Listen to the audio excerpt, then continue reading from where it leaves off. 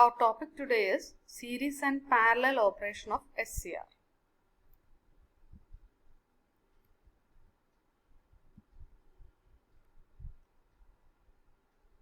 Suppose we have a SCR with a particular rating of current I1 and our circuit has to handle more than the rated current of the SCR. What we will do? We will connect more than one SCR in parallel so that the combination can handle the high current. And in a series combination, if the voltage to be handled by the device is high than the rated voltage of the SCR, then what we can do? We can connect many SCRs in series so that the combination can handle the high voltage. That is the use of series and parallel operation of SCR. So, in order to know the efficiency of the string, there is a term string efficiency. And one more factor is there for knowing the efficiency of the combination of SCRs, that is derating factor. Derating factor is equal to 1 minus string efficiency. String efficiency will always be less than 1. 1 minus that string efficiency is derating factor. So, if the derating factor is more, then more number of SCRs will be available for handling the voltage or current. So, the string will be more reliable. Let the blocking voltage of the string of a series connected SCR is 2V1. Series connected SCR means there will be more than one SCR connected in series. Suppose there are two SCRs connected in series and let the total rating of the two devices be 2V1. Then we can see, suppose you are applying a high voltage across the SCR, and V1 voltage will be dropped across 1 and V2 voltage will be dropped across 2 from this figure. That is, I0 is the leakage current that is passing through the series combination when it is in the off state. Then corresponding to I0, the first cara, the static era of the first SCR is shown by the dotted line. You can see that corresponding to I0, the voltage is V1. And corresponding to I0, the second SCR cara, VB02 is the breakover voltage of that one. And you can see that V2 is the voltage corresponding to that second SCR. So, V1 voltage will drop across the first SCR and V2 voltage will drop across the second SCR.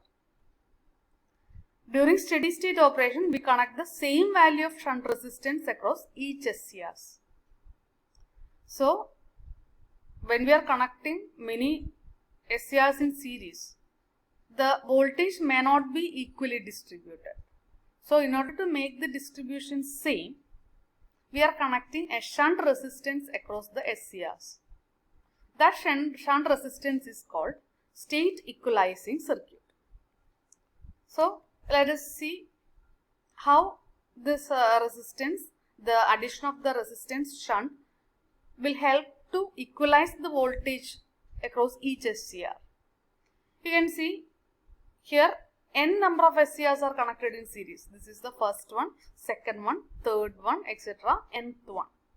N number of SCRs are connected in series. And the current through the series combination is I.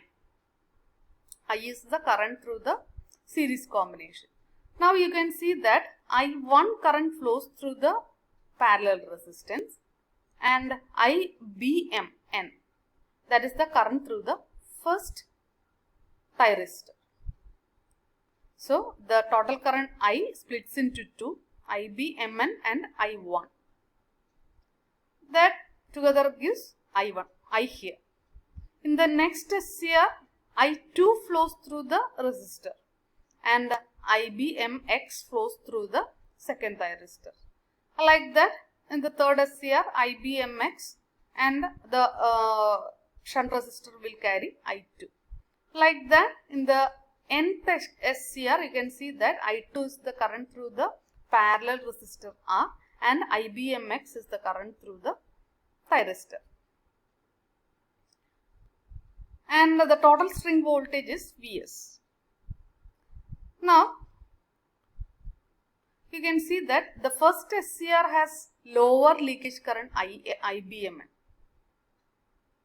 It will block a voltage comparatively larger than other SCRs. If the leakage current is small, that means the blocking voltage is more. So, it will block larger voltage compared to other SCRs. Voltage across SCR1 is VBM equal to I1 into R. The voltage across N-1 SCR is N-1 into I2 into R. So, the voltage equation for the series circuit is, as you can see, the voltage Vs, the series circuit voltage Vs is equal to I1 into R, that is the voltage across the first one, plus I2 into R is the voltage across the second. Voltage across the third is also I2 into R, and up to the nth SCR, the voltage across is I2 into R. So, the total voltage Vs we can write as I1 into R plus N-1 into I2 into R. Okay. The sum of all the voltages across each resistances. So, I1 into R, that is same. So, the total string voltage Vs is equal to I1 into R plus N-1 into I2 into R. That is equal to I1R is equal to VBM. You can see the voltage across the first thyristor is VBM plus N-1 into R into I2 can be replaced by I minus IBMX, where I is the total current and IBMX is the current through the SCR from second to the nth one. So, as I1 is equal to I minus IBMN, IBMN is the current through the first SCR. I1, the current through the resistor, is equal to I minus IBMN, and I2 is equal to I minus IBMX.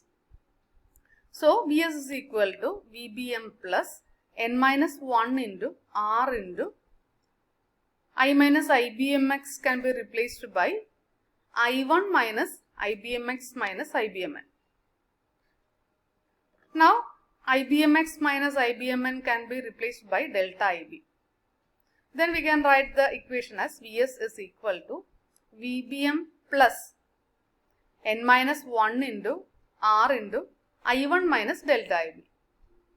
Now, this N-1 into R into I1, there is a term N-1 into R into I1. R into I1 can be replaced by R into I1 is same as VBM.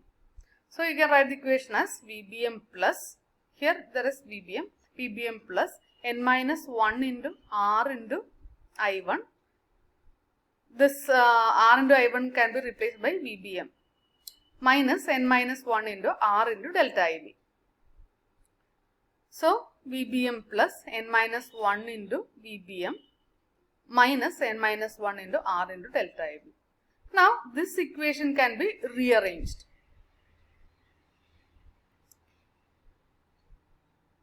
VBM plus N-1 VBM means N times VBM minus N-1 into R into delta IB. So, R can be found as N into VBM minus Vs divided by N-1 into delta IB. So, the value of R can be found. The resistor which is to be connected in parallel can be found from these values. VBM is the voltage across the first thyristor, N is the number of thyristors connected in series, then Vs is the total voltage, string voltage, then N-1 into delta IB is equal to IBMN minus IBMX. But in the rating, IBMX will not be given, so IBMN will not be given, so that can be assumed to be 0. So, delta IB can be written as delta IB is equal to IBMX. So, the value of R calculated is lower than the actual required value. because we are neglecting this IBMN. So delta IB is taken as IBMX itself. So the value calculated will be less than the actually required value. Thank you.